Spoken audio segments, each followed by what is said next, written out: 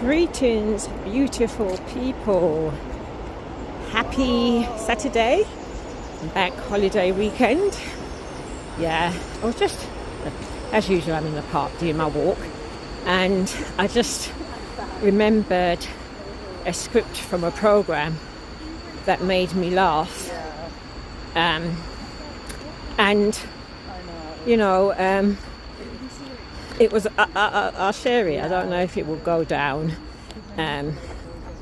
well by words as it was by seeing it.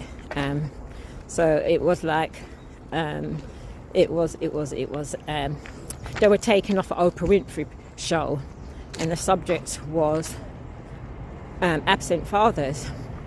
So it's a comedy script. I can't remember who done it. So you get the person, the camera's on the person whose show it is, acting like Oprah, and she's saying, yes, so our show today is on the subject of absent fathers.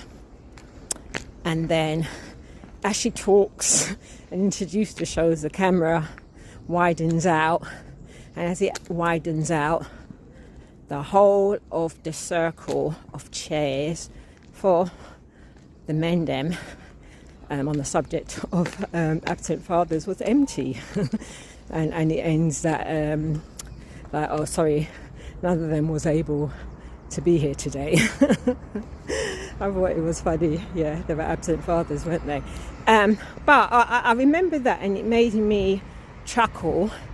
And at the same time, some jokes are funny, but you know, they strike at wounds, old wounds. But you know, we have a Jamaican saying that you have to take bad things and make joke, and you know, that's at the heart of being a comedian, isn't it?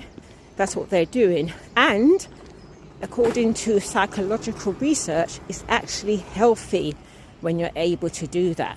Laughing at life keeps you mentally well, and that's the message. That's why I decided to do this video, jump on in and do this video quickly. That's the message.